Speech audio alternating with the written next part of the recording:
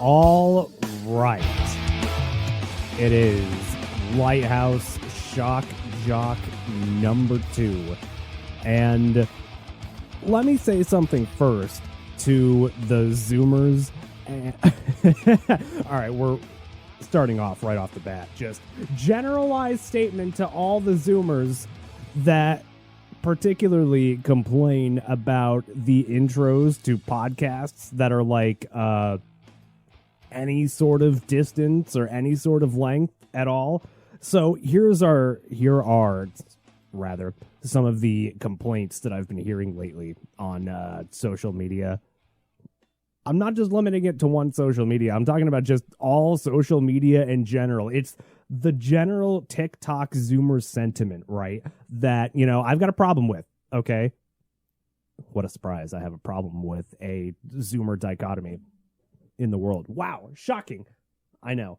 But so what Zoomers will do, right, is since they have ADD from looking at screens their entire lives, right, what they'll do is they instantly complain about every podcast intro that's longer than like 15 or 20 seconds long, and they frame it as though it's this hugely like not so hot take that it's just something that everybody agrees with. And you know what? I've got a problem with that. No, Zoomers, you know what? In fact, I picked an extra long intro today just for you because, look, here's what I'm trying to get across here, okay, is just sit back, just enjoy things. Let's slow down just a little bit. Let's enjoy life a little bit. You don't need to have everything fucking spoon-fed to you in 10-second TikTok clip increments and with your fucking finger twitching right on the... Look, I've seen how you browse social media, Zoomers, even people my age. In fact, especially people my age, because obviously I talk to and interact with more people my age, but we do it too, okay? And I've had to train myself from not doing this or into not doing this. You know, the fucking continuous pattern of like endless scrolling that you just scroll through social media. That's why it's all toxic. That's why I fucking deleted every social media except Twitter. And the only reason I still have Twitter is because I've learned stuff from it, right? Going back to last week's topic about how, you know, if you hate Twitter, then it's a you problem. Trust me, it's a you problem. But you know how Zoomers have that fucking twitchy finger that's like right on the pulse, just ready to scroll to that next TikTok or that next fucking Instagram reel or whatever it is. Look, Zoomers, you'll enjoy life a little bit more this way, okay? Just take your finger off the trigger, just sit back a little bit, enjoy life, enjoy content. The cats are running around behind me. Thank God this is not on camera. Look, I'm still anonymous, so nobody's dox me from the cats, please. Not putting this stuff on camera, but yeah, look, get your Twitcher. Get your Twitch finger off that scroll to the next TikTok button, okay? Just sit back. Look, I'll give you even a challenge, okay? It's the latest and greatest social media TikTok challenge. Oh my God, we're all gonna do it. It's so insane. Latest and greatest TikTok challenge. We don't know what it is. It could be anything. It's a TikTok challenge. You know what that means? Surely there's drama and intrigue, and all you have to do is do one key thing. And it's stop scrolling. That's all you got to do. Just stop scrolling, sit back, enjoy life a little bit. We're going to take it easy. We're going to have some fun. We're going to have some fucking fun, God damn it. You know, I say that, but it's actually, you know, I'm a little bit more at ease and calm than I was the last time I recorded the show. I'm recording the show, by the way, once again in the dead ass middle of the night. It's 12:30 a.m., not p.m., on Thursday, May 18th, 2023. I'm not quite sure why that's important because, again, it's a fucking podcast and not a live radio show. I'm still getting used to that. At some point, I will stop saying when it's being recorded. And by that time, I would like to think, you know, maybe we'll go back to doing live shows anyway. Look, here's how it's always going to work, right? It's not Murphy's Law. It's some other fucking law. I don't know what kind of law it is that we're talking about here, but it's a law. It's been written into code that the second I get used to the fact that this is a podcast, and, you know, I can even edit all the crap out. I can edit all the shit out. I can edit the last 5 minutes out if I wanted to, but I'm not going to.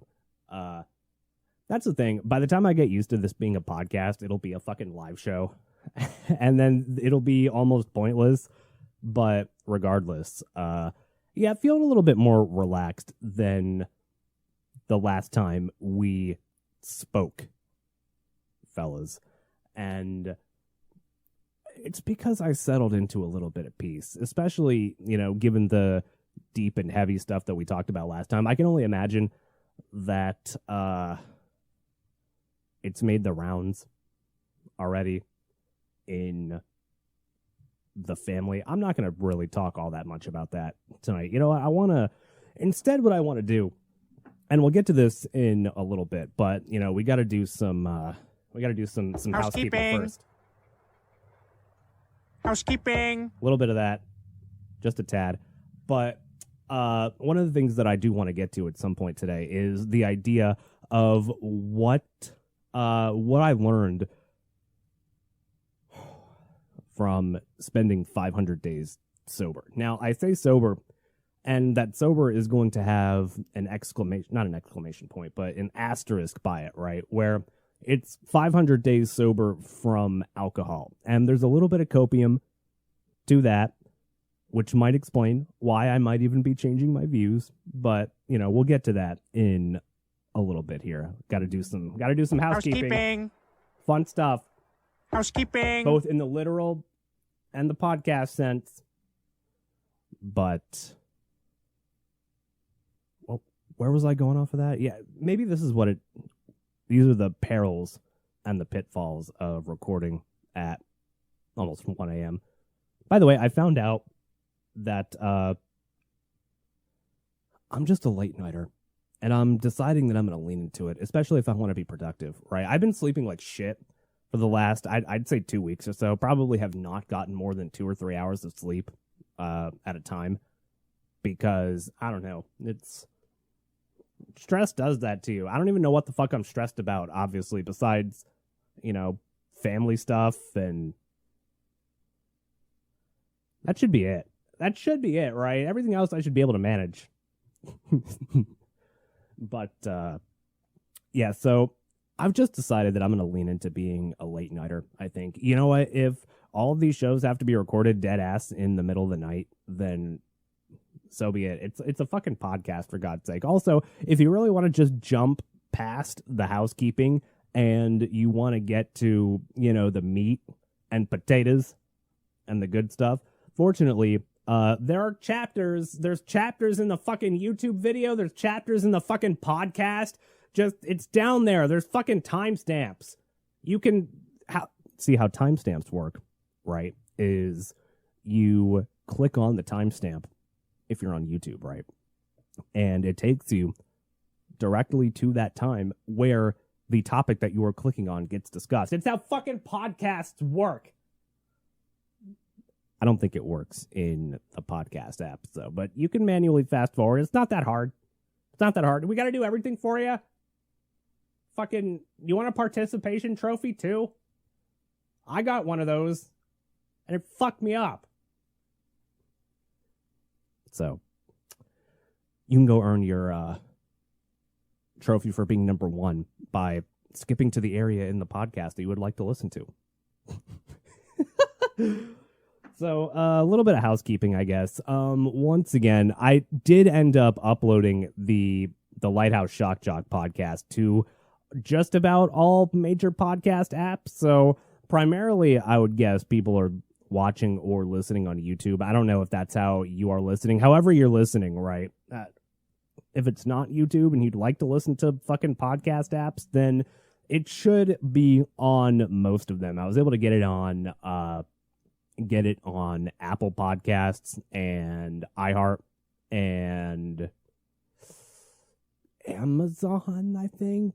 No, here's the thing about Amazon is, especially given the stuff with my mom right now, I still haven't talked to her yet. We've been playing phone tag and going back and forth. We gotta We got to have that hard conversation. It was going to be today, but I don't know. It just didn't pick up the phone.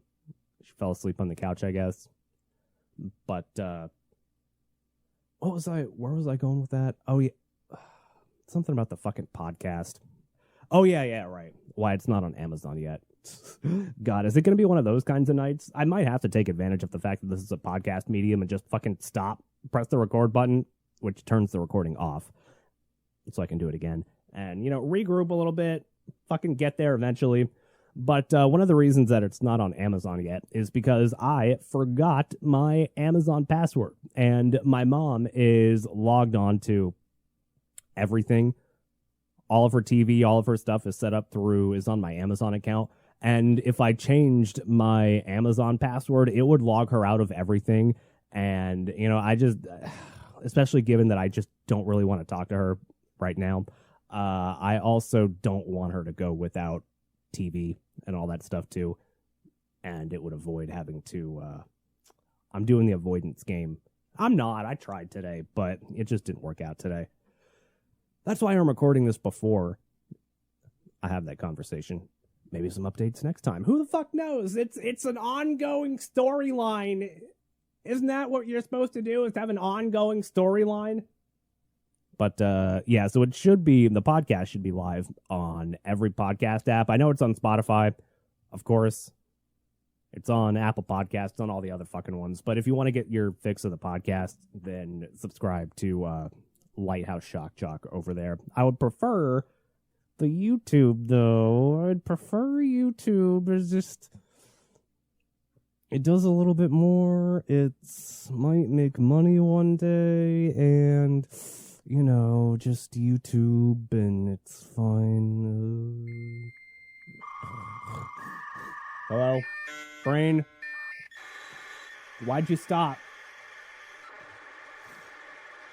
But yeah.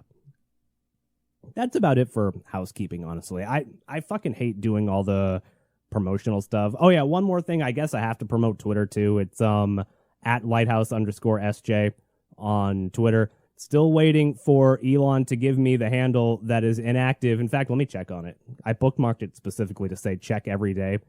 Nope, still there. Joined August 2012. 0 following, 0 followers. The one without the fucking underscore. Come on, Elon, please. I know you're busy trying to get people to go back to work from working from home, which is a terrible idea. It's a terrible idea, by the way. If I were forced to go back to the office 5 days a week, that would be the day that I started looking for another job, because honestly, I don't hate it. I don't hate the one that I do now, but I just hate fucking driving an hour and a half to get there. I was up at 3 a.m. this morning, and I just decided to go to the gym at 3 a.m. because I'm fucking awake and bored, and why not? It was a great decision.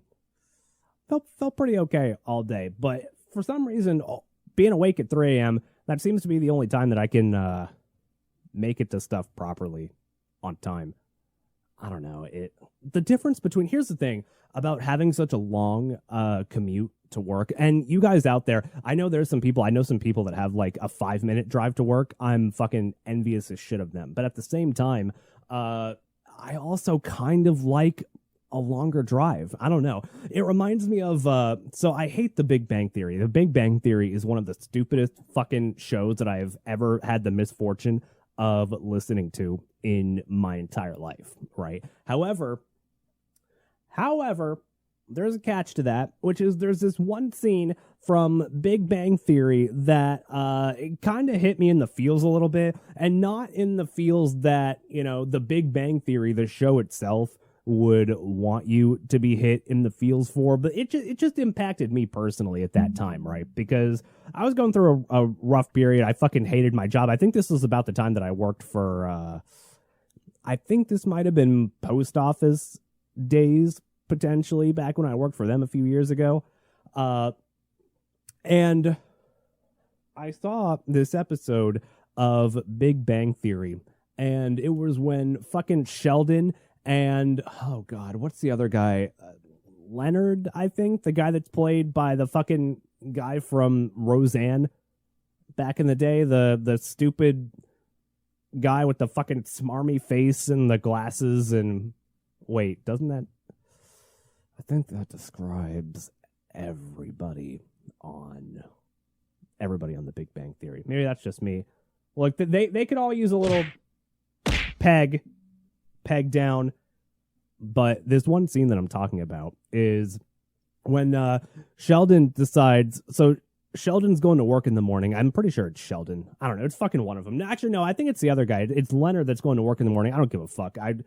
The only thing that I remember about this scene is the emotional impact versus the, exact, recreation of the scene.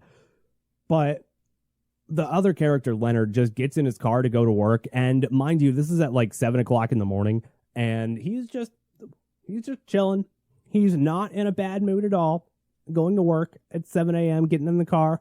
And this is in New York, I think, is where they live. I don't fucking know. This is in New York, mind you, where, the commute to work, I can imagine, is much worse than it is here in Redacted, where I live. I almost forgot I was trying to stay anonymous. Fuck. But Leonard, I'm just going to assume the character is named Leonard. I'm probably right. That sounds right. But I'm never 100% sure. But Leonard gets in his car to go to work, and he's happy. He's banging on the drums. It's he's happy as shit. He's happy as a pig in shit to be going to work at 7 a.m. on what's some random fucking Tuesday. And I guess something that's not important is, Sheldon was sitting in the back seat trying to play a trick on him. But the thing that impacted me the most about that scene, I don't give a fuck about fucking Sheldor. Hey, everybody. This is Sheldon, by the way. Here's every Big Bang Theory joke in a nutshell. And you've probably heard this before, but it's accurate. Let me tell you, it's accurate. So, every Big Bang Theory episode, or every Big Bang Theory scene in a nutshell, right here.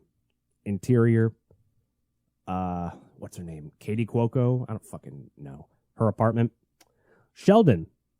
Hey, everybody. Guess what? What, Sheldon? Windows 7. Wow.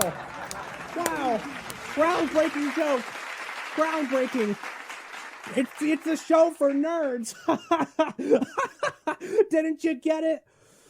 Oh, boy. All right, just end it. End it all, please. But the thing that impacted me the most about that scene, right, was the idea that it was even possible to, get in your car and go to work at 7 a.m., and not be a fucking miserable, steaming pile of shit. When I hated my job, when I hated working for the post office, and there are people out there right now, you right out there that are listening right now that hate your fucking job, I don't think you could identify with this feeling. And I could not identify with this feeling for the longest time either. And it's not that I hate my job now. It's just I have a neutral attitude towards it. So right now is probably the closest that I could ever come to being able to get in the car at 7 a.m. and, be kind of cheerful. This morning on my way to work, I listened to music. I had a good time. I had some alone time with my thoughts. I got to plan out what we were going to fucking talk about today on the show, which didn't end up being recorded until 1 a.m. Casually. But that's a problem. And I think that obviously that is something that, if you abide by just the common knowledge and the common wisdom of life, is that, that feeling is on you, right? You are in control of that feeling. And you're right. You're right. Life. Okay. There's a certain element to that. I don't disagree with that. But at the same time, it makes it that much more easier. It's that much more easier.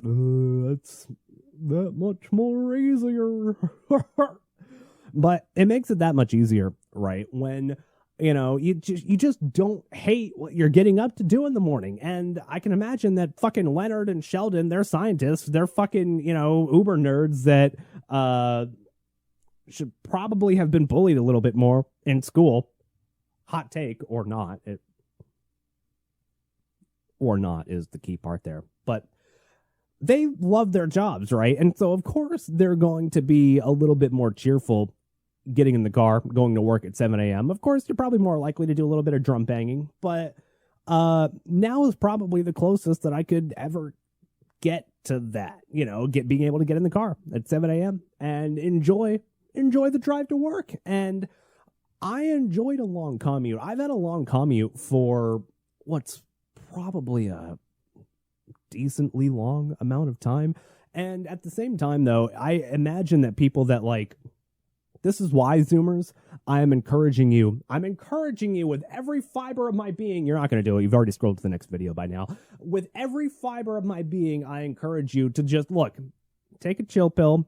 If you're not instantly enamored by a fucking TikTok in the first 5 seconds, you don't have to fucking sit there with your shaking finger like you have fucking type 2 diabetes on the trigger, just shaking like your blood sugar's low, ready to fucking scroll to the next stupid ass dancing TikTok thought video. You don't, life is better than that. Life is there's more to it than that. Zoomers. But,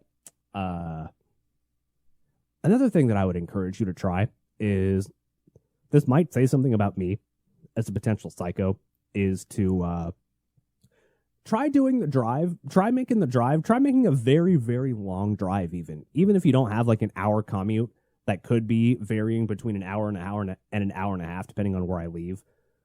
By the way, random sidebar, I fucking hate traffic. I know that's, statement of the century. Oh my God, who the hell cares? I know, it was obvious when I said it, but, depending on the traffic, right? If you leave at 6:55 versus 6:70, Jesus fucking Christ, it's 1 a.m. Holy shit! But if you leave at 6:55, I can get there on time. But if I leave at 7:01, it's 8:15, 8:20, 20 fucking minutes late. But whatever. Anyway, what I would encourage you to do, Zoomers, whose fingers are on the pulse, ready to scroll, you keep scrolling until you die. That's the fate that you've been doomed, that you've been damned to. But take that hour drive. If you have a long drive like that, just chill. Don't listen to anything, or, listen to music. Or if I say listen to music, but listen to music without lyrics, right? Because lyrics are kind of hypnosis in a way. I know that's somewhat of a hot take, but I read that on some social media posts lately, and you know what? I tend to agree. Just listen to the fucking lyrics and realize how you've been subliminally programmed by lyrics to the music that you listen to. This is why I am eternally grateful for the great Lord and Savior Geddy Lee Christ of Canada, because because the music that I was listening to during my formative years was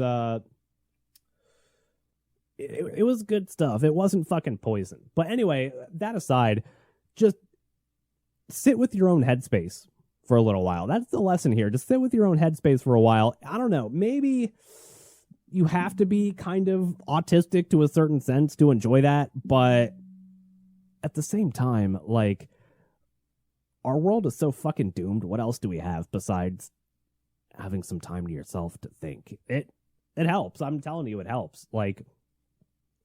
Not that the show is going at all anywhere near how I planned so far or how I've even thought about, but you know what? It helped. It enjoyed the time. I was able to assess, all right, what the fuck am I going to do when I have to talk to my mom later? Didn't end up happening today, but give me time to think. How do I want to approach this? Same deal with the show. It's valuable time. It's valuable quality time. And if you're missing that in your life, that could be akin to meditation, right? Now, if you get advice from any of those type of advice Twitter accounts, or I don't even want to limit it to Twitter. I just say Twitter because that's the one that I'm on the most. But this exists everywhere. The fucking, the platitude grift motivation accounts, those are everywhere, right? But one of the things that they teach you to do, or that they try to tell you to do, is to, do the classic, the stereotypical meditation, right? And what you're probably picturing when they say that is to do the fucking Zen Buddhist monk thing where you have to sit crisscross applesauce right there, make the Zen little pose with your fucking fingers, and just That's not all meditation has to be. And while that's effective to a certain degree, the meditation that I'm talking about here, the one that's helpful, is, that fucking hour car ride to work where you have nothing but you and your thoughts. And I'm telling you, some of the best stuff that I've ever thought of, some of the best ideas that I've ever had have come from those times where you're not distracted by the fucking endless scrolling and you're plugged out of the machine for a goddamn minute, just one fucking minute in this world that you're unplugged from the system for. And it's enjoyable. So if there's one little piece of advice to take away from the show tonight, it's just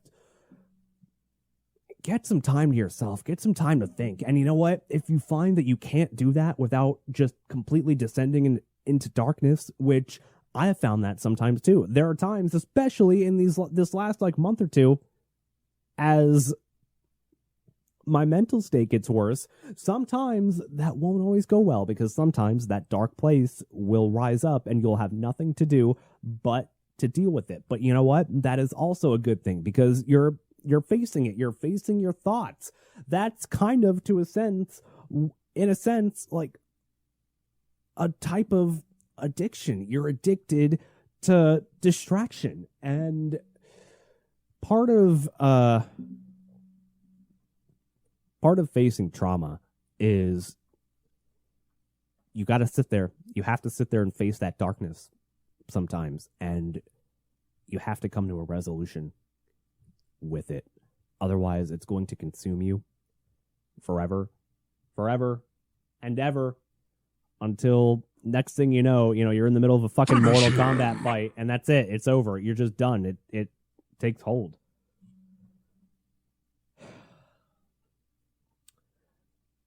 So, wow, we're already 30 minutes in. Fuck. I by the way, I don't know if this is going to go 2 hours like the last one. The entire point of what I'm trying to do with Lighthouse Shock Jock is I'm not trying to succeed here. Look, I said it last time, but this is that Lighthouse Shock Jock is the epitomization of the guys will start a podcast but they won't go to therapy meme. That's kind of, I mean, I'm shrugging right now because I'm not on camera, and you would see it if I was on camera, but I'm not turning the fucking camera on for this. Again, trying to stay fucking anonymous, goddammit. But where was I going with that? I don't fucking remember, man. What else did I want to talk about? Oh, yeah, something about this is not going to go probably a full 2 hours, because I don't know if I have 2 hours worth of stuff to talk about. I just wanted to get something out for the sake of personal self-therapy. Now, one of the things that I've been doing lately that has kind of helped, and in order to... All right, let me break this down. Let me think about this for a second. Now, I realize that what I'm doing here is probably not going to succeed in any metric outside of, my own personal satisfaction if I continue to do this the way that it is being done now. But at the same time, I don't really care. But also at the same time of that, I realize to a certain extent that, one of the things that just happens inadvertently to online brands is when they reach a certain point where, they're essentially just out to kind of help people, right? And while I'm out to help myself too, which is why I'm doing fucking therapy of this to a certain degree, another thing that I'm trying to do is I am trying to help other people. The idea here is that maybe there is somebody else out there that resonates with the idea of, hey, I've hit to a sort of middle age in life. I don't really know what to do. I've hit a sort of existential roadblock, right? Where, normally the last generation, Gen Xers, they had their existential midlife crises at their midlife.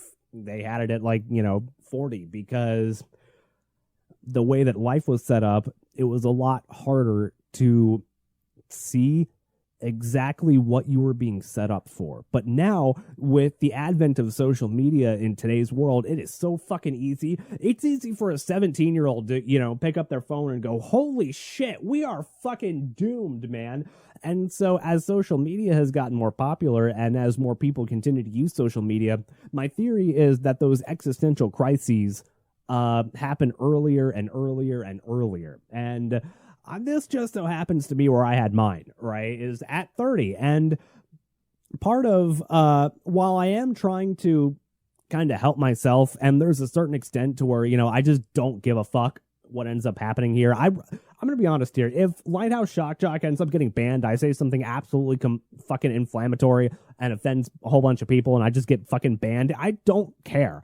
That's not really what I'm going for here. I'm going for really just, I want to help myself and I want to help people listening, and I want to maybe touch some people that are out there that just so happen to be in my position too. That, I turned 30 this year, and as much as that's just a number, as much as everybody else wants to tell you that's just a fucking number, it was the catalyst to really start having that midlife crisis of what the fuck, what am I doing? And in order to really and truly get satisfaction, this is something that, I've been talking to my dad about recently too. And I don't want to say that this is my way of giving back, but because this is clearly not giving back if I'm doing it also for a selfish purpose. I mean, I don't know. If I help somebody, fantastic. But I'm not going to say that that's my primary aim. It's just a secondary aim. But my idea is that, if somebody else resonates with this idea that, hey, I'm fucking lost in life. I have no connections. I don't really know what to do. I've fucked up life to this point that it feels kind of doomed and hopeless. What I'm doing is I'm telling the tale of climbing out of that. And if there are people out there that maybe resonate with that to a certain degree, then, that's who I'm talking to. And if it helps, it's exciting. I'm happy.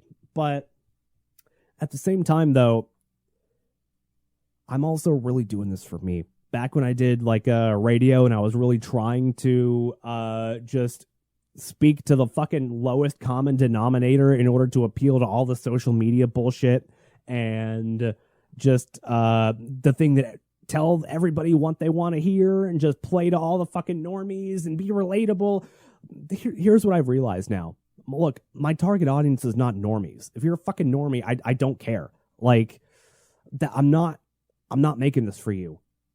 Straight up, if I'm not making this for the fucking normie sensibilities. I'm making this for maybe people that want to be great, that aspire to greatness, that don't know how to do it. I'm making this for people like me, essentially. And I'm sorry, fucking normies, but this is not, you're not my target audience. That in particular, that's why, I tell my family all the time, back when I talk to them, that is still a to be determined kind of thing. But look, this show is not for you. This show is not for you. You're all fucking normal people. And I just don't think that you're going to resonate with anything that I have to say, honestly. This is not a show for normies. I'm sorry. It's not.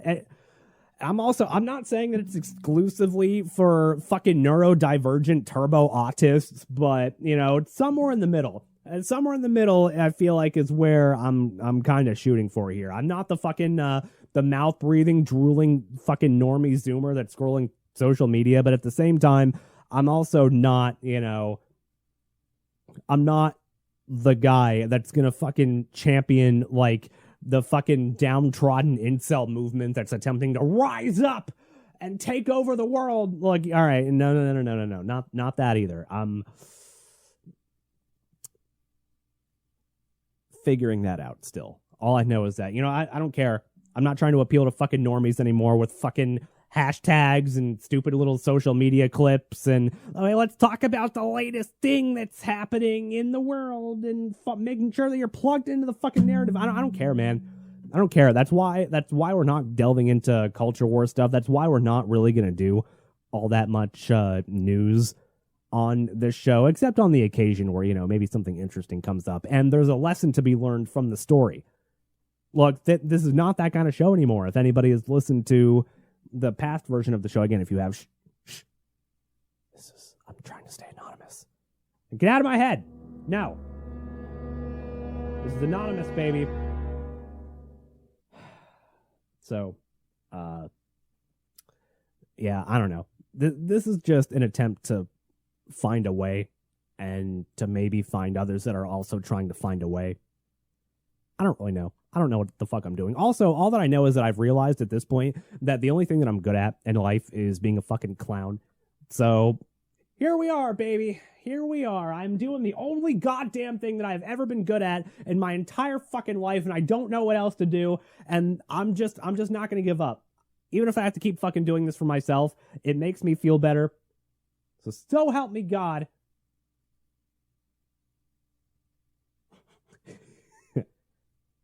I don't know. So one of the other things that I've been doing lately, which has really, really helped, it's helped my mood and attitude and the ability to get up and do stuff and get stuff done and kind of be aligned mentally, is spring cleaning is real for a fucking reason, man. Spring cleaning, I'll find that what I have to do every so often is I just have to rearrange stuff. Every couple months I found I have to rearrange stuff no matter what. Look, my dad was like that apparently, and I'm like that too. As I've learned, I moved the entire fucking studio around right before I recorded the last episode, just because I needed a different energy. I've rearranged my entire fucking house. I've cleaned everything, and it feels good. So I would highly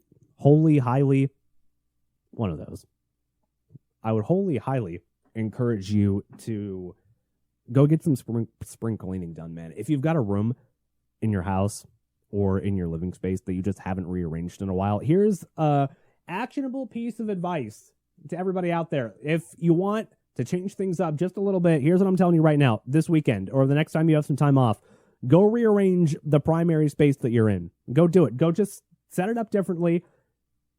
It'll give you a different energy.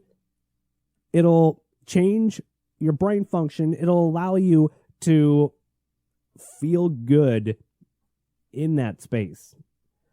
Another problem that I've had fucking lately is, I don't know why I just randomly swore there. I'm been trying to do better about that. Is random swearing. Because I went back and listened to the last episode, a little bit of it, just, little pieces here and there, because I wanted to make sure that I didn't say too inflammatory of stuff towards the family, and it turns out that I did, so I'm just fucked no matter what. I meant most of it, but a lot of it was kind of hyperbolic too, just because I was pissed off that day. Either way, I think that ship has sailed. It's fucking over, just based on the stuff that I've said, but I'm not taking it back, though. Regardless of if it was emotional or not, still meant it. It was true. Every word of it. Where was I going? Something about spring cleaning. Oh yeah, it's spring, and I'm so fucking tired of dealing with fleas.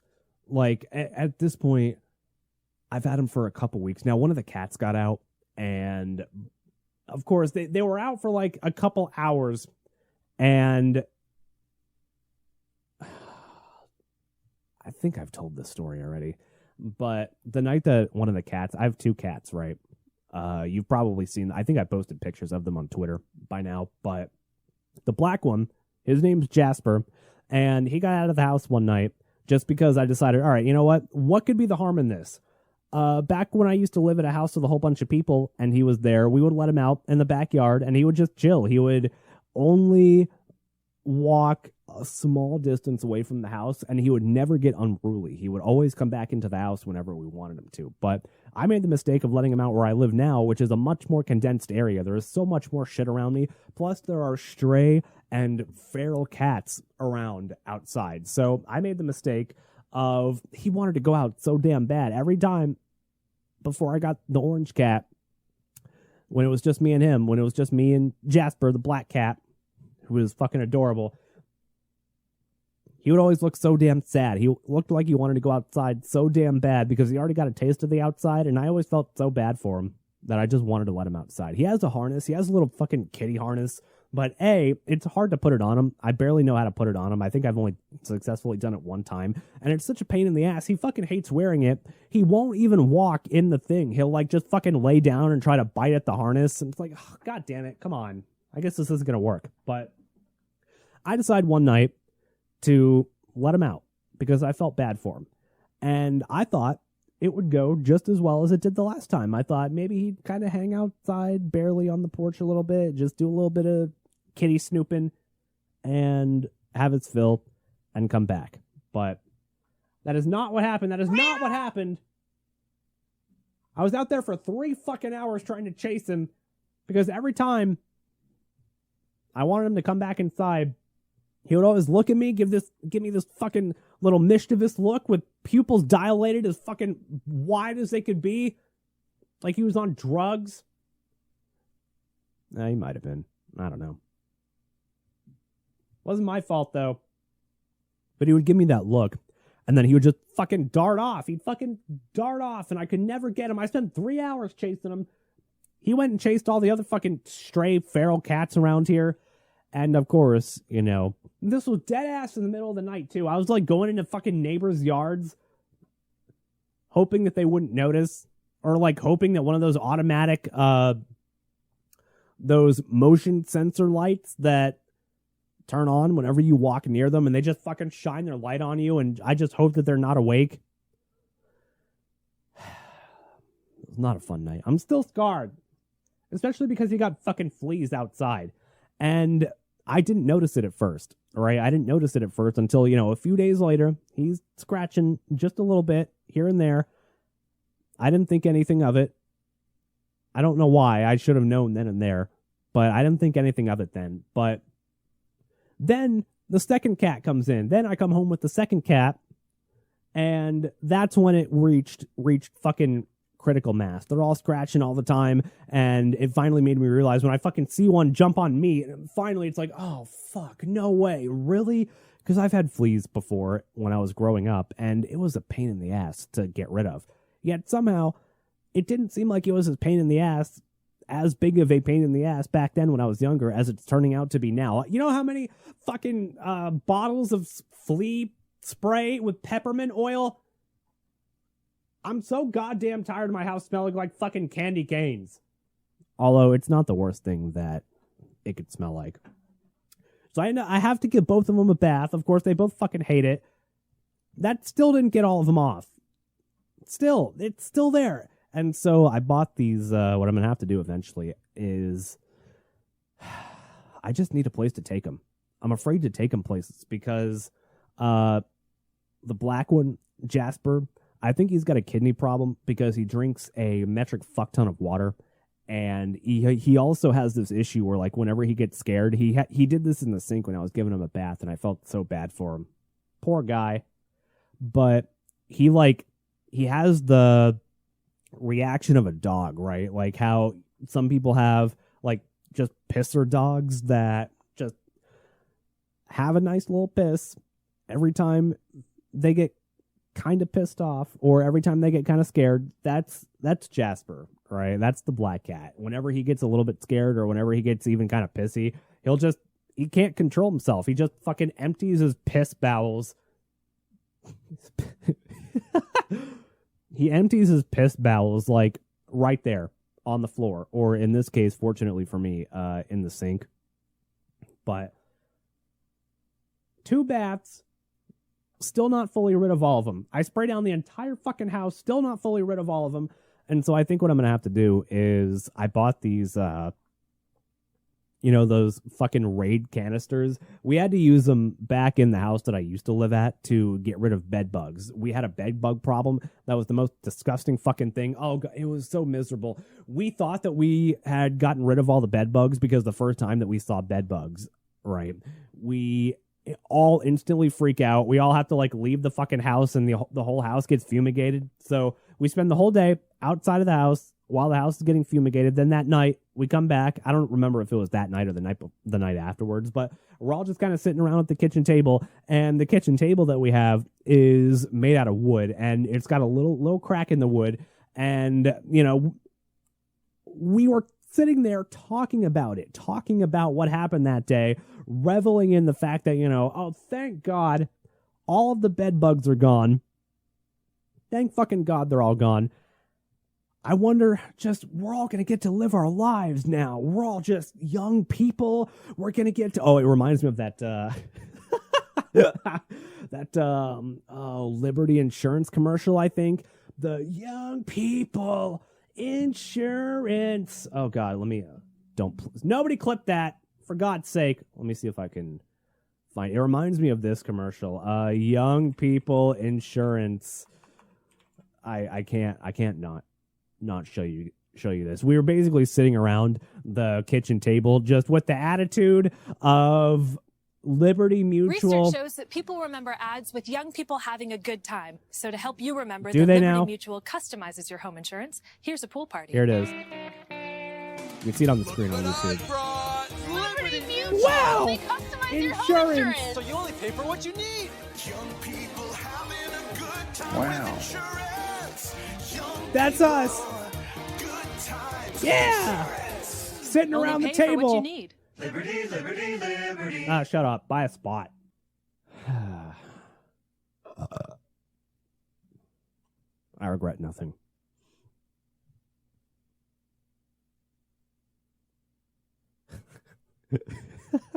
God, I'm still sitting here thinking about the fact that I just accidentally turned on the fucking camera, and now I actually have to edit something out. Fuck. Whatever. It's fine. Everything's fine. But yeah, that was us.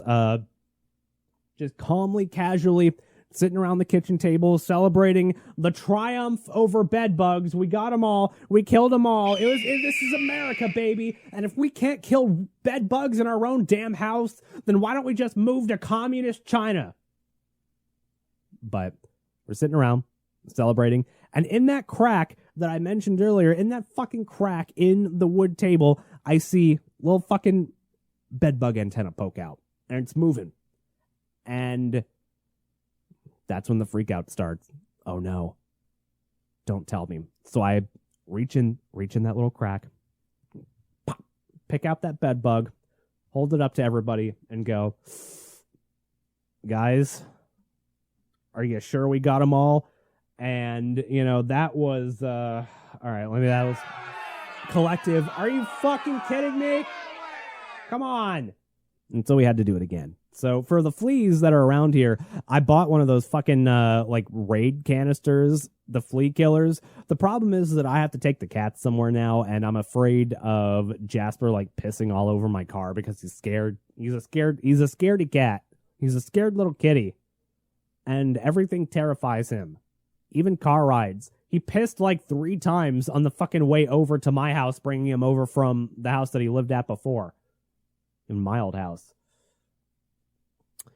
So I don't know. I gotta figure something out there. What I've been doing is like every day I bought this flea comb, and so every day I'll spray the flea comb with a little bit of that peppermint oil flea stuff and comb them both, do the best that I can, and it seems to be getting better, right? I'll spray bomb the house every day, vacuum every day, and I'm just hoping that they slowly go away. But apparently this is the season for it, and they're just gonna be around for a couple months, so fuck.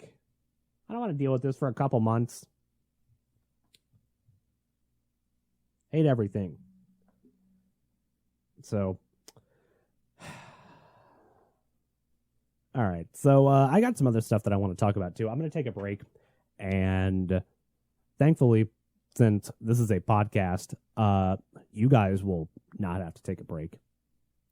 But I could take, you know what? Since this is a podcast, I could take as long of a fucking break as I wanted to. If I wanted to go outside for an hour, go take a walk, I don't care. I can come back and record the second segment of this fucking whenever. It's a goddamn podcast. I hate podcasts. That's not true? Question mark? I don't know. But yeah, I'm going to take a break, and then I'm going to talk about that thing that I was originally making the show about in the first place, which is I want to do a little bit of a retrospective about spending the last 500 days sober from drinking. Now, my 500th day was on Tuesday, and it is now like 1:30 a.m. Thursday morning, so I'm on technically day 502, but it's not going to be as timely. But I still want to do a little bit of reflection, some stuff that I've learned, maybe some pieces of advice if you're lost in life and just need to do something and need an answer. But I don't know. I'll tell you some of the stuff that I've been dealing with that. And because it's not all been sunshine and roses, okay? Like, for one, you know how badly it sucks going to a fucking bar and being the guy that's not drinking? I don't know.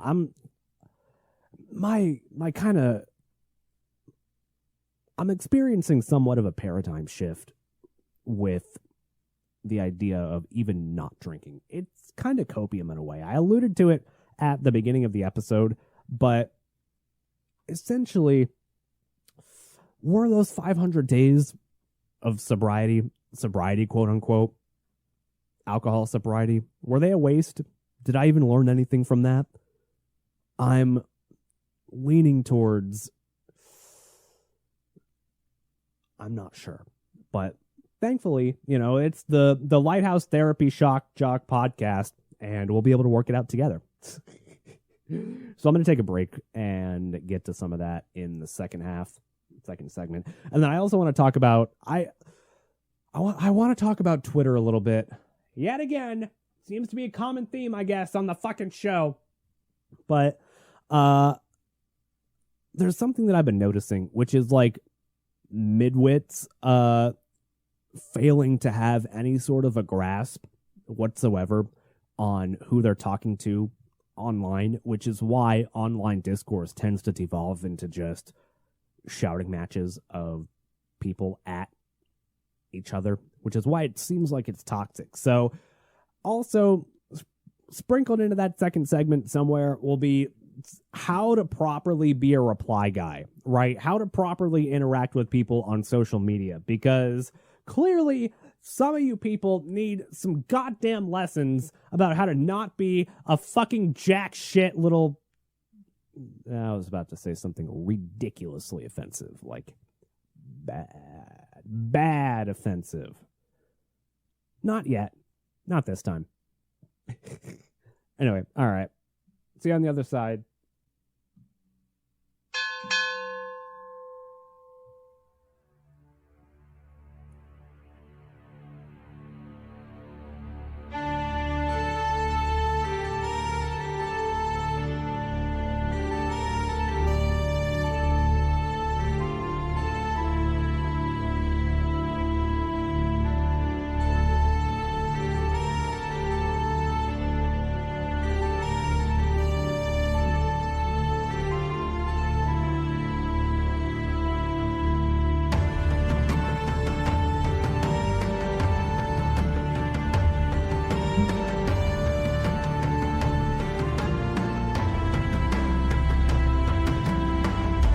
Oh my god. That rejoin was also longer than 15 seconds. The Zoomers have probably clicked off by now. But that's okay. As we've established, this is not a show for normies. Not that I'm trying to equate Zoomers into being normies. In fact, quite the opposite, actually. It's interesting to see how the dynamic has kind of played out here. But what I've noticed is that, you know, while most of us millennials who got participation trophies and all that good stuff, while most of us tend to be a little bit closer to, all right, how do I put this observation? I see a lot less ups and downs. It's a lot of I don't want to say moderation, because I think that's also the wrong word to use here. There's a certain, like, there's a lack of exceptionalism, but at the same time, there's also a lack of, like, nobody that I know is doing millennial wise is doing just god-awful either, are not totally fucking doomed. I don't know. There's probably a better way to put that. But here's what I've noticed about Zoomers, right? Which is why it's interesting that not all hope is lost on them, right? I basically spent the entire first segment of the show fucking lambasting what's turning into the Zoomer culture, which, I mean, don't get me wrong. Despite what I'm about to say, it is, right? I mean, there's a reason that I went with 2 extra long music intros for the show today, right? It's a test, okay? The Zoomers that have made it this far, right, you all belong to the category that I'm talking about when I say that there's 2 different categories of Zoomers. I'm talking about the good category here, right? Now, Zoomers tend to be what I've noticed, at least, and I get that it's all anecdotal. I get it, okay? But it's not just me that's making these anecdotal observations. It seems to be a common enough piece of data, or there seem to be common enough data points throughout where I hear this from, and throughout just what I notice out there, and throughout what other people are saying too, whether it be on, social media, just stuff that you fucking read from Zoomers. So here are the 2 types of Zoomers, right? Zoomers are either totally fucking lost and it's over for them and it's doomed, and they're, the exact type of fucking TikTok Zoomer that I was talking about, with shaking fingers on the pulse, just, oh my god, they don't know what else they can do besides, oh my god, I've got to scroll to the next video, and if this video doesn't get my exact attention in 5 seconds, and oh my god, it's time to the next one, and I'll never fucking amount to anything because I have the attention span of a fucking ant. I actually don't know what the attention span of an ant is. I could probably look that up, but I'm not going to. Just for the purposes of this joke, just assume that it's small, okay? I could have picked a better animal that has a smaller attention span, but I don't know any. So you're either the completely doomed Zoomer, or you're the Zoomer that, impresses the fuck out of me. The one that's going places. Like, there was a kid that I knew at Walmart that was like that. He was 19 years old.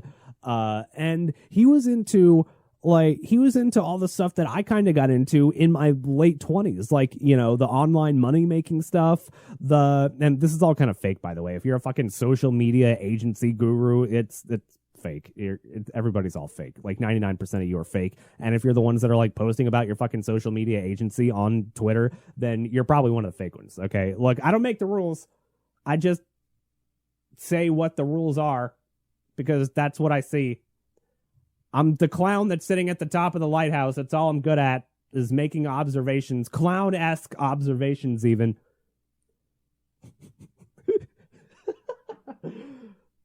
So, I knew kids like that, right? This 19-year-old kid that I knew fucking when I worked at Walmart so many years ago, a lot of years ago now. Time goes by so damn fast. It feels like that was not that long ago, but it was actually fucking 4 years ago. 3-4 years ago. And that was just to get out of hard times and because it was close. I'll tell that story at some point later. I forgot that, I have a whole history of stories that I've told on a past iteration of the show where I wasn't anonymous that doesn't exist anymore. So all of these stories I'll have to retell at some point. Those were dark days. The Walmart days. That was when I had no fucking car. I had to walk to Walmart at 4:00 in the morning to work the morning shift at the Walmart fucking deli. I met some very interesting people there, though. The problem that I have, though, and I guess this would be a good time to transition. I've completed the fucking Zoomer idea, right? You're either fucking doomed as a Zoomer, or you're a Zoomer that's strongly going places, and they're incredibly smart and way, way smarter than I was at that age, right? I didn't learn all that shit until way later in life because I was so fucking focused on myself, and I don't have all the things in life that I think I'm supposed to have, and I was fucking 19. Some of these Zoomers have figured it out, man. Some of them are smart as fuck. But otherwise, all right, so I've completed that idea, I think. Question mark. I don't know, sure. But what was I going to talk about next? I definitely want to talk about the 500 days sober thing. I just had I forgot where I was going with everything. I was going to transition the Zoomers into talking about, like, something else. Oh, yeah, my lost connections. I knew. See, we got there eventually. I have a problem with that, by the way, I don't know. I think it's me. And by I think it's me, I mean, like, I know it's me. But there are so many past connections that I've had, like so many friendships that I could have had that could have, like, I could have turned into something that once I just left the situation, like, you know how, have you ever had a friend that you've made at a job that you've had that you ended up leaving at some point? Now, what ended up happening? Did you end up staying in contact with that friend? I guess it could depend on a whole bunch of different factors, like, you know, how close you were to them, how much you really like them on the inside. But here's my problem, right? Is that since my brain doesn't really know the human connections part of life, I'm still in the figuring that out part. But if you've had those types of connections before where, you know, you've genuinely enjoyed connecting with that person at this hypothetical workplace, or maybe not hypothetical, but real workplace that you no longer work at, right? And what I'll do is I'll, like, lose connection with those people, even though, you know, I liked them. There are a lot of friends that I've met at all of these various workplaces, whether it be at the post office. I'll run through a brief history. I, you know, did customer service at Apple for a little while coming out of college, which that was where everything started to go wrong. Between there, and then what did I do afterwards? Oh, yeah, the post office for a few years.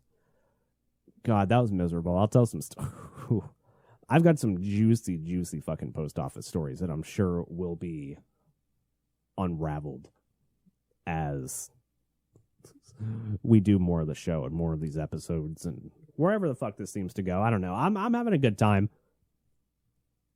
That's all that matters to me right now.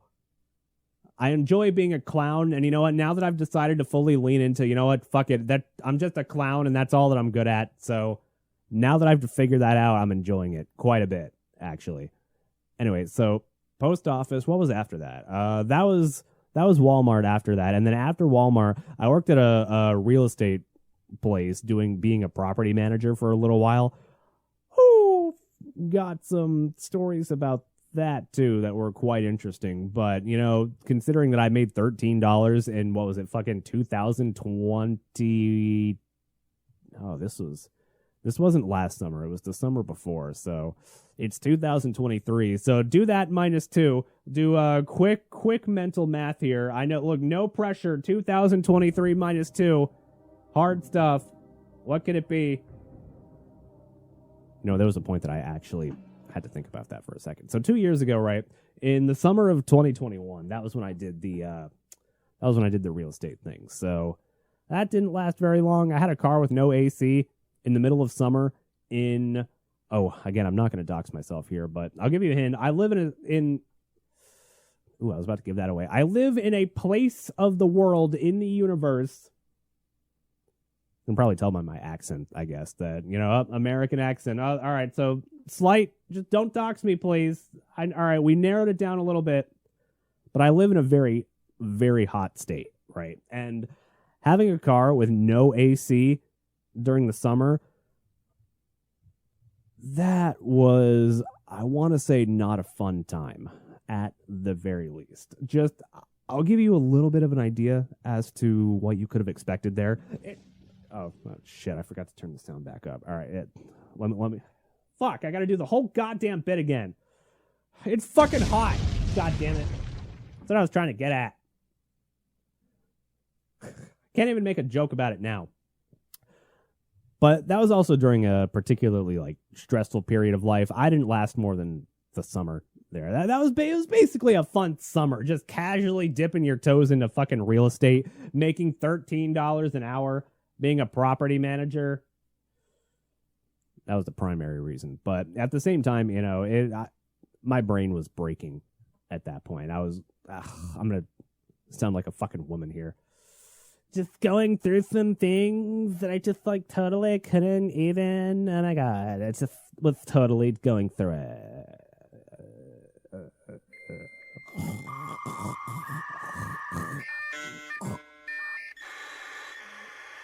All right, so back to reality. Come on.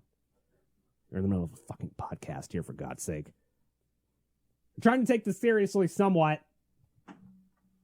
Fuck.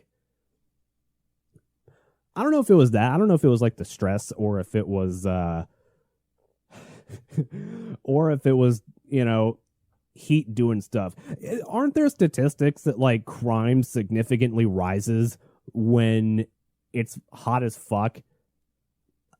I feel like that's true. Look, at the same time, I see that crime could also rise when it's just cold as fuck. So crime's just bad when it's cold, it's bad when it's hot. But being hot, being like steaming, makes you a certain kind of crazy. It rewires some particular things in your head. And there was nothing that could possibly beat the embarrassment of riding out, making an hour drive to a fucking like property that I had to go like either sometimes pick up rent from. I don't even know what the fuck I went there for some of the time. A lot of it was to like do assessments and shit for maintenances that owners would never do because they were all rental properties and the owners don't want to lose any fucking money. And the whole system seems pretty broken. Or maybe it was the way that the company that I worked for did it. Maybe a little bit from column A, maybe a little bit from column B. I don't know. I don't know enough about real estate to have made that determination yet. I'm sure I'll unpack that in therapy one day when the trauma comes out.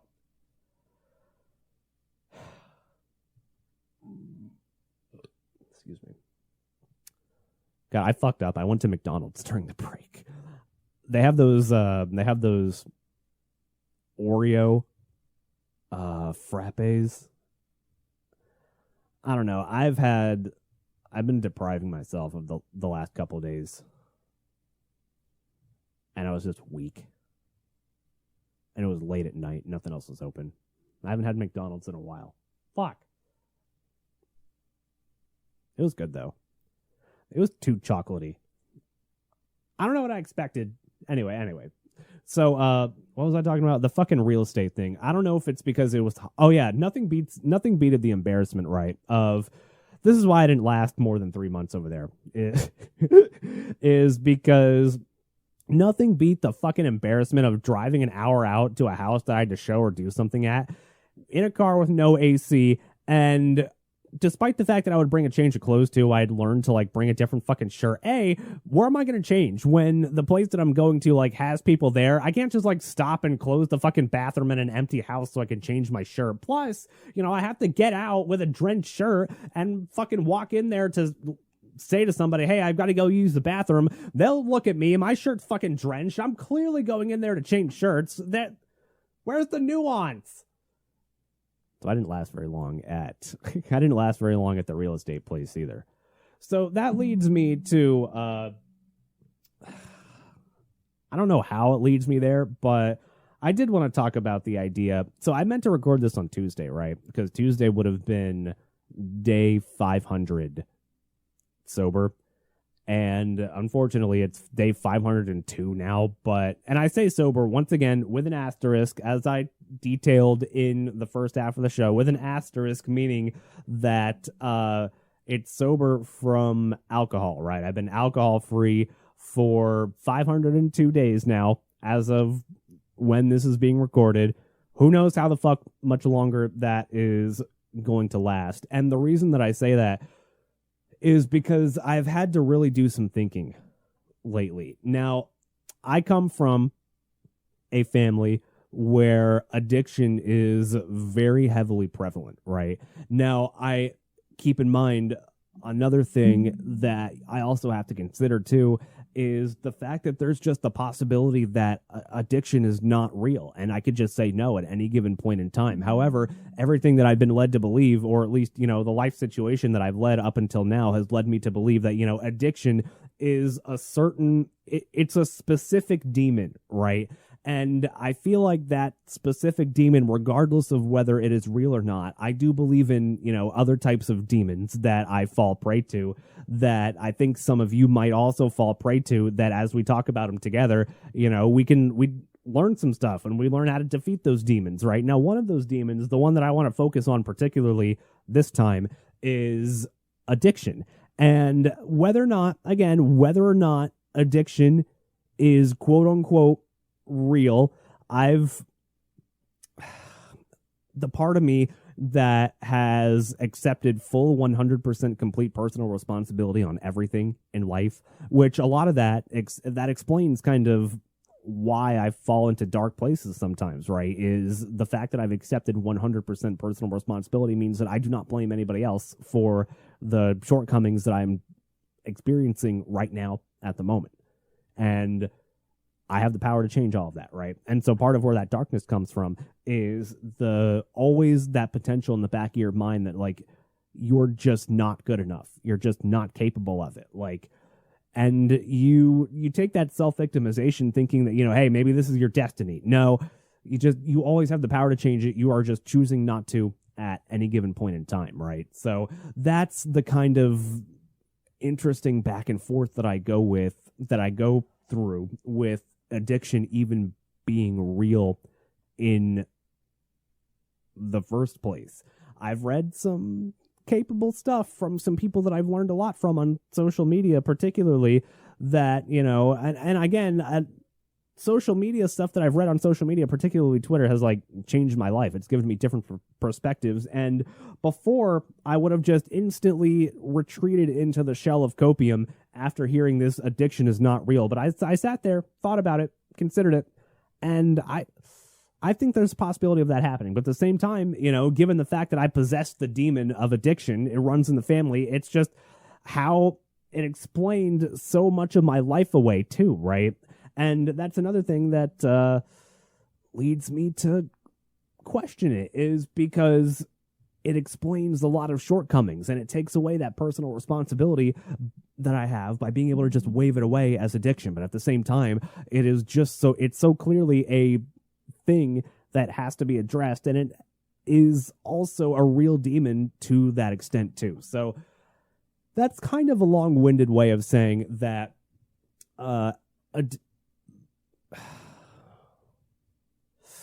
the addiction that I was fighting, I think I'm just going to come out and say it and work backwards. I think I've been having copium with what I call sobering up. And the reason that I say that I've been inhaling the copium on this is because I don't think that alcohol was really the thing that I was addicted to, if that makes sense. Now, also, another thing to note in these 502 days is that I did not quit getting high. I would go through phases. I think the longest that I went was 3 or 4 months, right? And this was probably right at the beginning of 2022 when I quit drinking too. The original goal was to, I was going to go totally fucking sober on that day.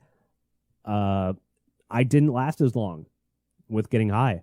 I just straight up did not last as long because that seems to be a bigger demon than alcoholism was. Alcoholism has been fucking easy in comparison. Whereas, the struggle to get high every day, that seems to be a much harder thing by comparison. And here's the thing. I feel like I've copped out these last 502 days, right? And I continue to say 502 days as though it's a real accomplishment. Quitting drinking was easy. And the problem that I talk about, that I even teased in the last segment when I said that really bothered me, I thought about it during the break. It really doesn't. Not being able to, being that guy that goes out to, fucking bars, I don't really vibe or fuck with that anyway. Going out to a fucking bar is not really something that I crave doing. I don't care, right? And therefore, that's one of those situations where it's easy for me to pull away from that and be able to say that I've accomplished something by sobering up. And, it's a way to distance myself from the real problem and the real thing that I've been addicted to. Now, don't get me wrong, quitting alcohol it's been challenging. It has had its it's had its challenges for sure. Like, being the sober guy around a bunch of drunk people, first of all, it fucking sucks. And second of all, while it's been significantly better for my life, I just don't find myself enjoying being in those situations anyway. And I find that, even if you were drunk, are you really having a good time? Like, I don't know, it seems fucking lame.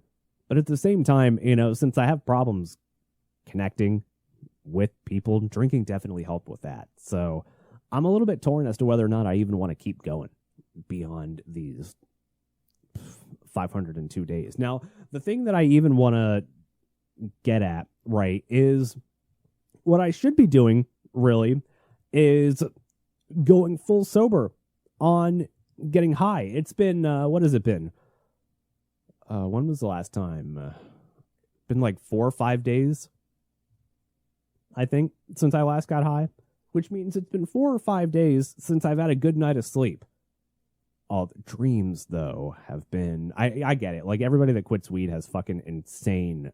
I don't want to say lucid dreams, but they're vivid as fuck. And I that's not even what I want to talk about. Don't get me wrong. I think that dreams are a window into your subconscious. Like, dreams are trying to tell you something. But that's a little bit tangential, and I don't really want to get into that currently because that's a little bit distracting, but that should be what I should really be quitting, because that's the thing that I'm really, really addicted to. I'm on day 4 or 5 now. I probably don't plan on going back to it, but at the same time, what I did before I recorded the show tonight was I had to go get another set of in fact, I'm going to take a hit right now. I had to go get another set of vapes because I'm fucking addicted to. That's another thing I should be quitting. The real things that I'm addicted to are not the things that I'm actually quitting. I quit the thing that I'm not really addicted to, that I just used to kind of fit in a little bit. And I use that to say that I fucking accomplished something, which is not true at all. All of the things that I'm really, really addicted to that I need to fucking stop to prove that I don't have things that I can keep as a vice, that I can escape vices, that is what really needs to be quit. Like, I should fucking throw this shit away. I'm not going to, because, you know what? I should. And I'll think about it. By the way, I have the thing that I'm really addicted to. Those are the hardest things to quit. Those are the things I never once had a fucking mental breakdown because I quit drinking. Never. Not once. I was happy every step of the way. I was proud of it. I was excited to not, like, fuck yourself up like that. I was excited to never wake up with a fucking hangover. I was excited to have never fucking maybe accidentally said too much and overshared something and felt like complete shit.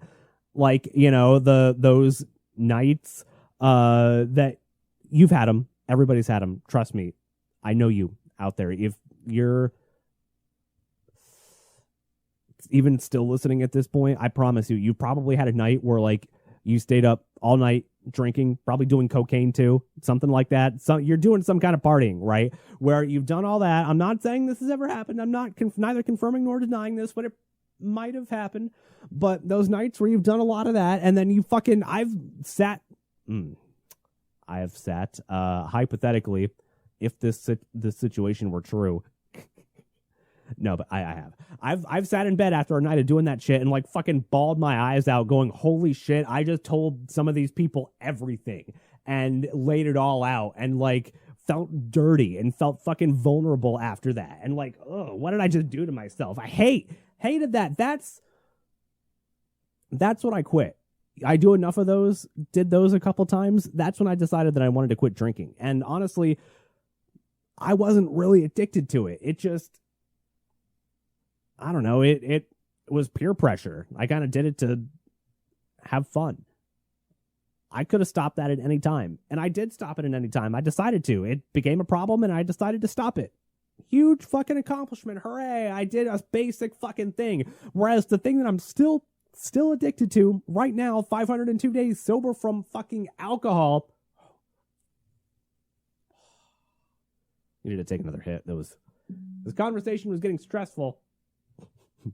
It's not. It's not. It is kind of uncomfortable to get candid like that, though.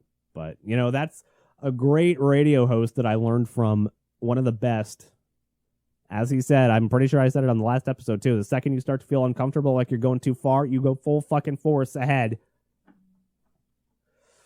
But the thing that I was really addicted to, right, are these fucking nicotine and getting high. That's what I'm really addicted to, and those are the things that I have a hard time quitting, that I'm still not quitting even now.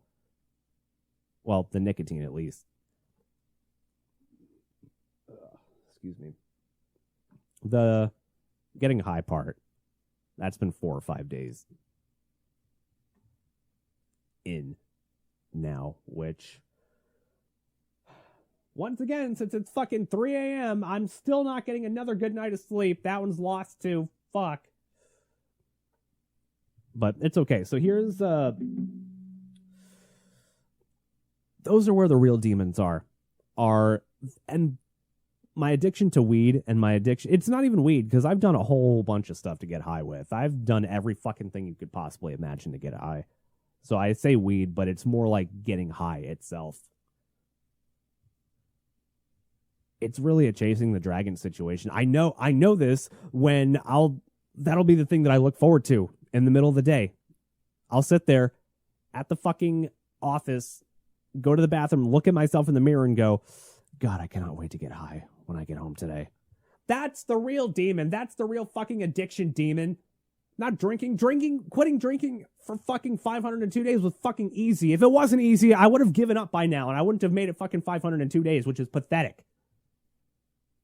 That is the real thing that, you know, I am fixing. And it's possible.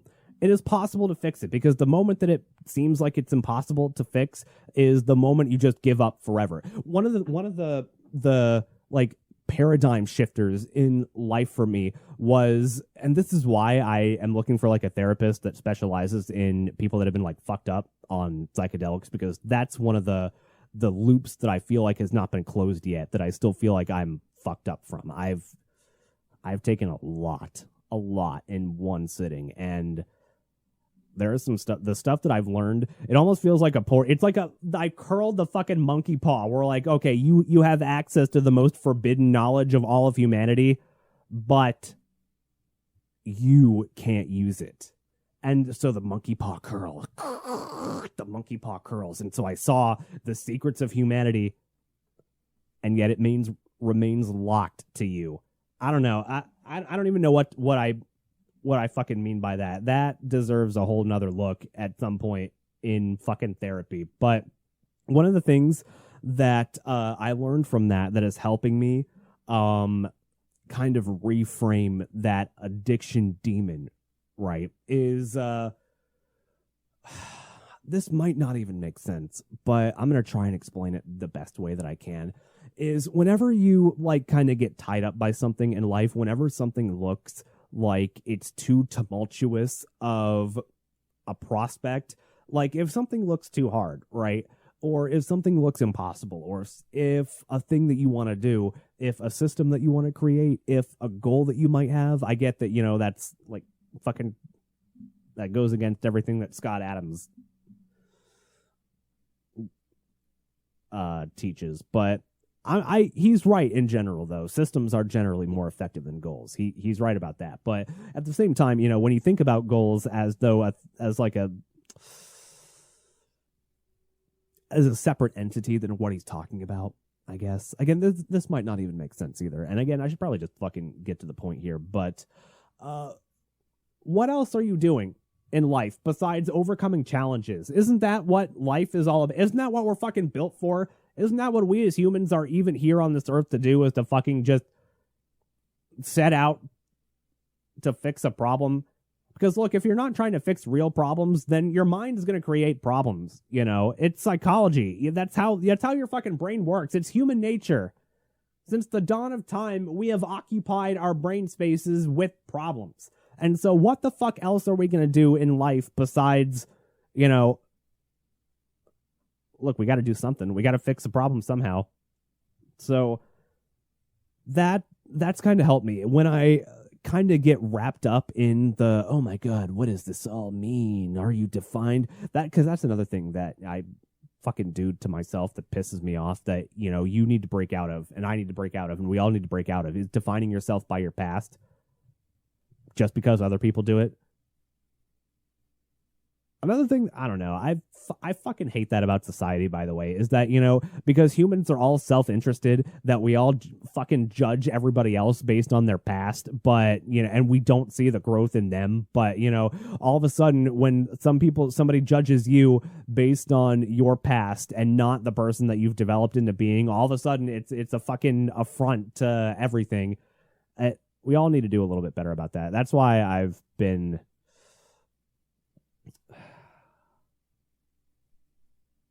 less judgy about certain people. Again, that's also kind of vague, but, and that's not even entirely true. I'm more judgy about other stuff.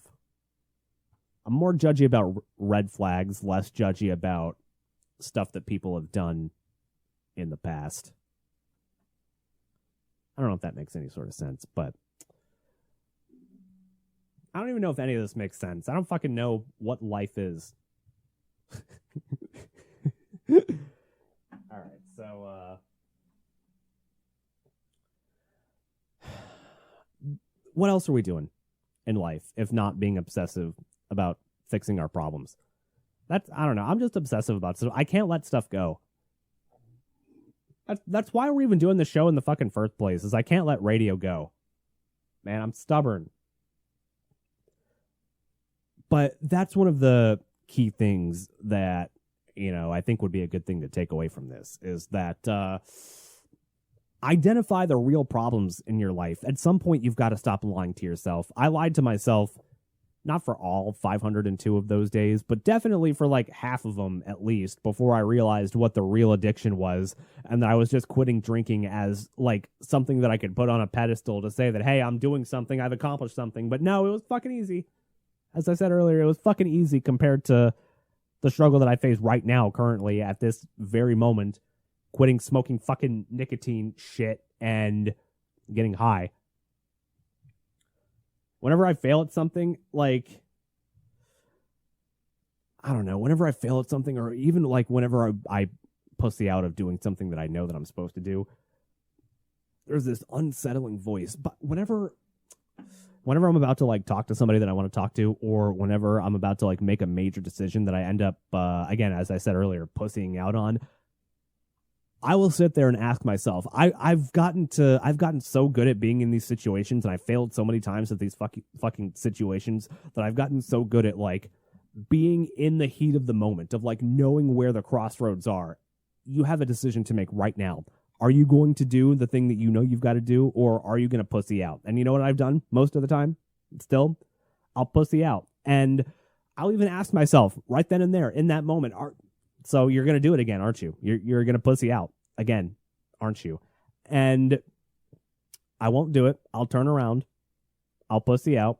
And my brain, it'll go in this really fucking snide voice too, almost as if it's like not me, but it is. But it's like a fucking schizo bipolar personality. You're going to pussy out again, aren't you? And then that voice. Yep. Almost like it's being a little shit. And I hear the fucking demonic influence in that voice, and I want to fucking stab it. But, you know, that would be bad. I can't stab my own brain.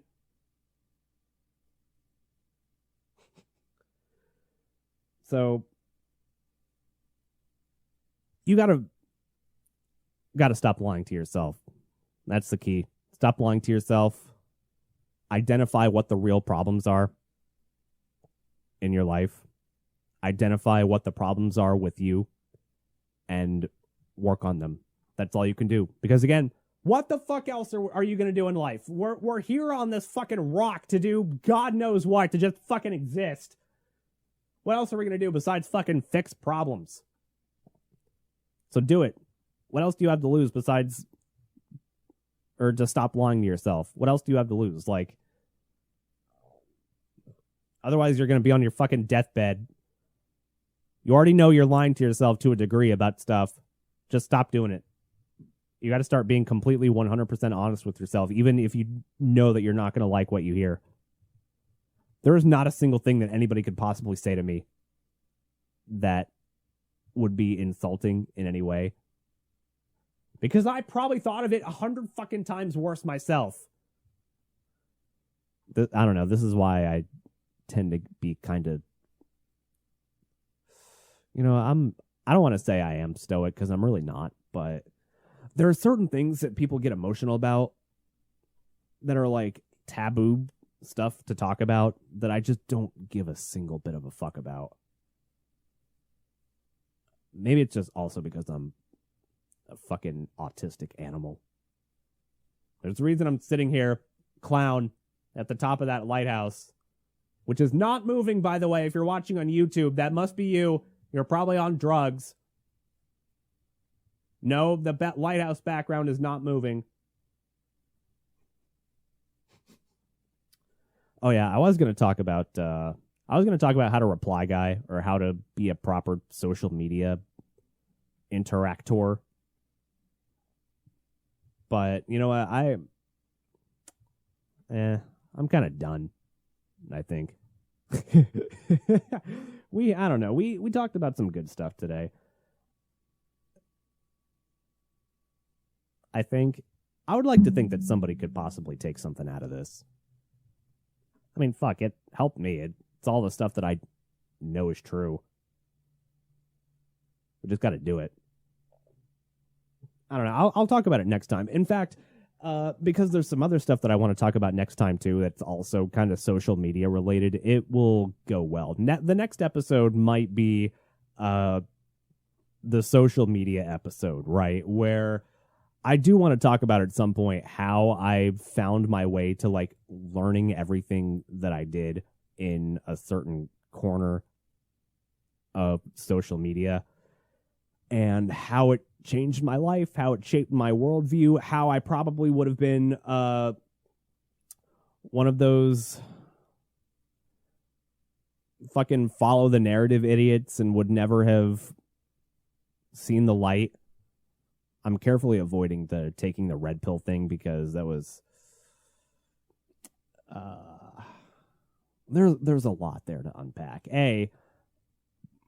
That kind of messaging has been co-opted by fucking Andrew Tate idiots on social media, and B, because there would be a certain doxing element to that if I said it. But yeah, so I guess next episode will probably be the social media episode because I want to talk about a lot of the stuff that I've learned, how it changed my life, how it morphed my worldview, and also how to properly like interact with people on social media. Because there's this thing that this statistic changed my life, right? Which is one of the things to remember when you're interacting with people on social media is that something like fucking 23% of people are just completely illiterate. In fact, I think that number might even be higher. It might have been in the 50s. I don't think it's in my Twitter bookmark, so I'm not going to go look it up. But it's an absurdly high number of people that just legitimately cannot fucking read at all whatsoever. And then you realize that those are the people that you're interacting with on social media. And when you find somebody, and when you find a bunch of people that like fucking make sense, that are kind of functional, that are not just spouting out fucking hashtags and just trying to be a fucking brand, there's good stuff out there. So I want to talk to you about how to interact with some of those people, how to figure out the vibe of an account so that you don't comment on something and get fucking instantly blocked by an account that, maybe you get value from. Stuff like that. And plus, the idea of like going viral. I don't know, fucking back when I was doing the old projects that were on this channel at one point that are now hopefully wiped totally clean. I have them all downloaded, but not for the public. But that feeling of like what it's like for something to go viral and how it's actually kind of empty. Spoiler alert. You should still listen to the next episode, though. Why? I don't know. I haven't recorded it yet. Leave me alone. Oh, yeah, I guess to round things out. Housekeeping. Yep. Hello. Housekeeping. Come back later, please. Housekeeping. Not now. Please. Housekeeping. Go away. All right. Sure. I guess we got to. So, yeah, youtube.com/ at Lighthouse Shock Jock. You can subscribe to it or fucking type it into the search bar. I fucked up my YouTube one time because I turned off the ability to like press the arrow keys or to press the space bar to pause the video because it would always fuck up whenever I was doing rejoins and stuff. And now I don't know how to fix it. And it fucked up my search bar to where I can't press enter and it searches for the thing. I have to click on the fucking magnifying glass in the YouTube search bar. I hate it. But, yeah, it's at Lighthouse Shock Jock on YouTube. Oh, now is when my voice is starting to get scratchy. Whew. All right, getting those reps in. I was fucked like an hour into the show last time. So anyway, yeah, Lighthouse Shock Jock on YouTube. On Twitter, it's at Lighthouse_SJ. All right, you know what? Let me check the handle again, Elon. Hopefully, oh shit, that's not the one. All right, Elon. Nope, it's still there. The one without the fucking underscore is still there. 0 following, 0 followers, created in 2012. No fucking tweets. That means he logs in every 30 days. To do what? To do what? To look at the fucking For You page? What could be on your For You page? You don't follow anything. Give me the goddamn handle. I'm not paying for it. I'm not paying for it either. So, yeah, do all that stuff. You could, like, if anything, I was going to, you know, I'm not doing the fucking influencer. Don't forget to fucking leave a comment and follow. I don't give a fuck. I don't give a fuck what you do. I don't give a fuck if there are no comments on this video. I don't give a fuck if there are no comments on Twitter. You know what? It's therapy for me. I don't give a shit. The only idea is that maybe somebody out there, it'll help. That's all I give a fuck about, man. I don't care. I don't give a fuck if anybody comments. I don't give a fuck if you like. I don't give a fuck if you subscribe. Well, actually, that one would be kind of nice. Actually, you know what? Liking would be kind of nice, too. All right, no, commenting, that one, though, I don't give a fuck about. Commenting, I don't give a fuck. Especially if you're terrible. If you leave one of those fucking comments that's, like, completely irreverent and is a 67 IQ fucking comment from one of those 23% of people that can't even read, I don't give a fuck about your comment. If it's a real comment, I'll probably interact with it. But if it's not, then, you know, it's not going to be good. I'm coming for you. To do what? I'm not sure. Why am I still talking? Anyway. God bless you all. See you all next time for episode number 3. I'll try to do one of these every couple days. I'm having fun with it. I meant to do this Tuesday, but life, man. Maybe another one coming this weekend. We'll see. Bye.